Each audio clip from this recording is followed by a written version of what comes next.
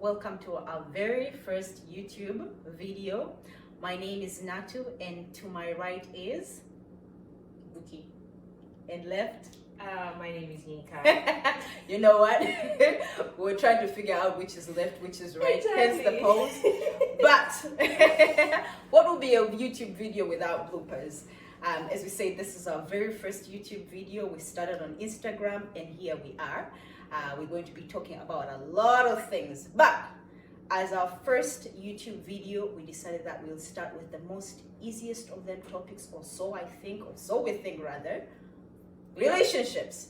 But before we delve into today's topic, I am going to ask my dear friend Buki to tell you what you guys should expect from us, and then Yinka will take over and talk about what is our today's topic. What in particular are we talking about in relationships today? So Buki, what should our friends expect from us? Okay, so guys, welcome again to our YouTube channel. Our name is The Friendly Three, and what you should expect from this YouTube channel should be fun. And we're three African ladies living in Canada, so you would be hearing a lot about our experiences living in Canada, experiences from where we have come from, life situations day in, day out, about our career, about our family, about marriages, about our relationships, not just relationships we have with our spouse, but relationships we have with our friends. You would also hear about religion from us, because we always know we have different views about things that are going on around us, and once in a while other things that just pop up in our day-to-day living. So not to say much, just stay tuned. We would try our best to always bring you fun and interesting things that happen in our lives. I'll pass it over to Yinka to take us on. All right, so I'm just gonna, move on to talk about our topic for today, and it's something about being in connection with your exes, talking to your exes, and what our take is when it comes to, that. And I'll start by saying I'm a married woman, and as a married woman, I'm kind of in between. Like, I wouldn't say yes, and I wouldn't say no. And when I say I wouldn't say no, what I mean is, for example, if I need to go into like a transaction or do like business with my ex, I really don't have a problem with that. And a good example is this. Sometimes I need to change money. I need to change from Canadian dollars to Naira, or Naira to Canadian dollars, whatever the case may be. And to be honest, I do reach out to some of my ex. Well, okay, maybe just one. But yeah, one of my ex. So this one are like all your exes are due to be changed? because that just sounded weird. Like, oh my god, she always talking to all this. But okay, guys, I'm gonna be serious. I'm gonna be serious about this. Just one of them. So, and I do have this understanding with my husband. Like, when it comes to business transactions, it doesn't matter who it is. It can be your friend, your family, your enemies. Yes, I said enemies. It's business, it's money, it's all about the money, sis.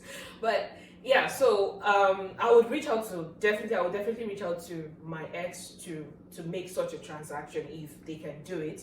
And of course, I wouldn't expect you to keep checking up on your ex to say, hey, hope you're doing good, hope life is great for you. You send the wrong signals, because at that moment you're like, wait, is this person trying to come back to me? Or is this person trying to come, spend the remaining part of their marriage with me? No. No. And I'll keep saying this.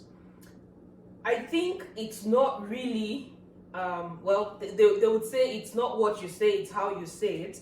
And I would like to apply that to this, that it's not the fact that you're contacting your ex, it's what you're contacting your ex for when it comes to me. So it's a yes and a no. I'm like in between. I'm sitting on the fence. I know they always say sitting on the fence is bad. This time around, I'm sitting on the fence. It's understandable. Yeah. It's understandable. Yeah.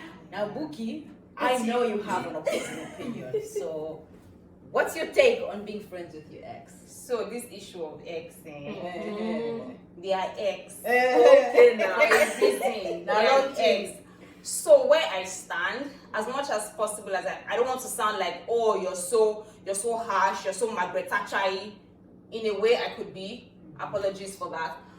But I think once the person is an ex, I don't want to have any form of ongoing relationship with you anymore.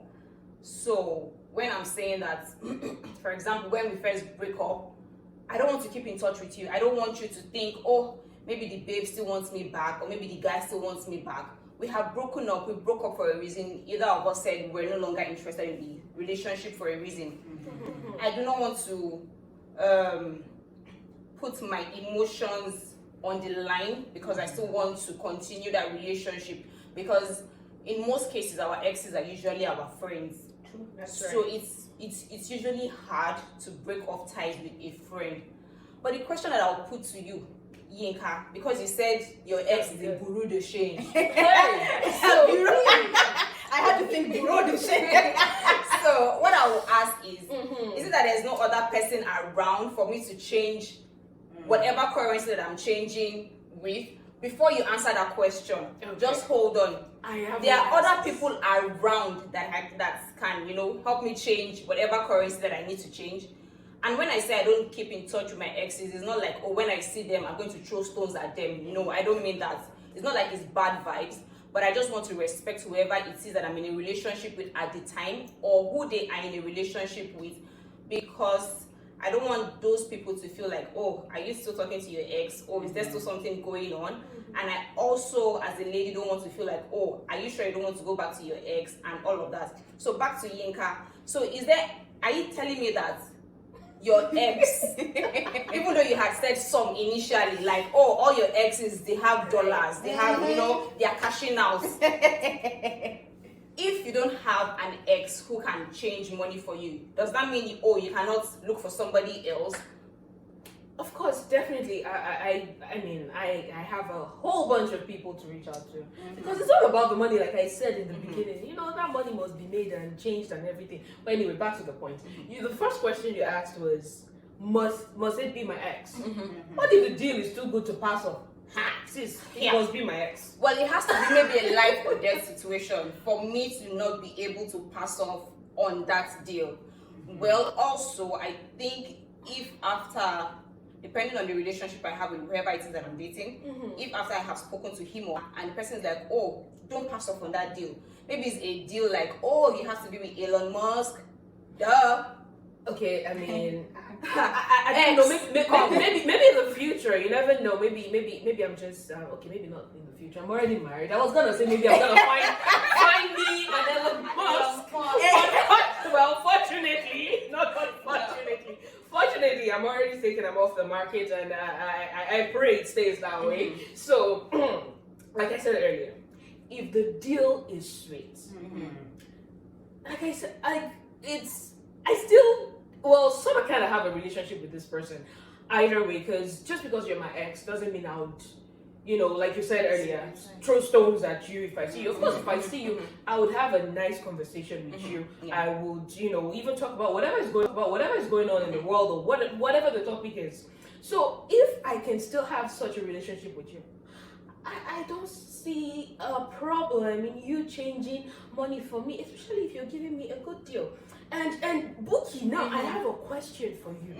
What if your ex is a donor and you need so and so organ? Is it the only donor in the whole world? Well, only if he is voluntarily offering to give me that part of his body.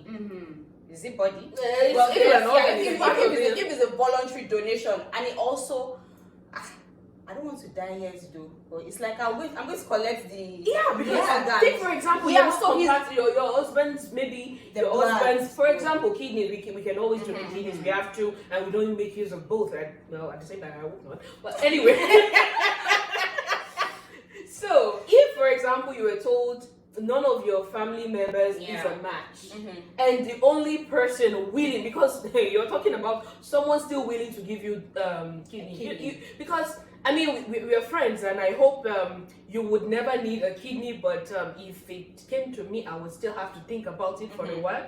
You know, it's normal. It's something, because you're like, what if I give and the other one that you stops working? It's not because you don't want to help. So if this person, they're willing, they're like, this person, I still care about them, I still like Yeah. them, and I'm willing to give them, and you're told this is your match, and this person is willing.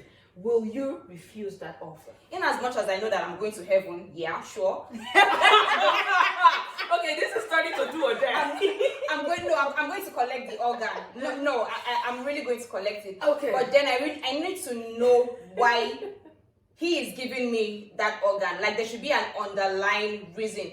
If there is no underlying reason, I'm definitely going to be indebted to him for the rest of my life, which I really appreciate. Like I said earlier, it is not a situation where it's bad vibes between the both of us. So it has to be like an understanding.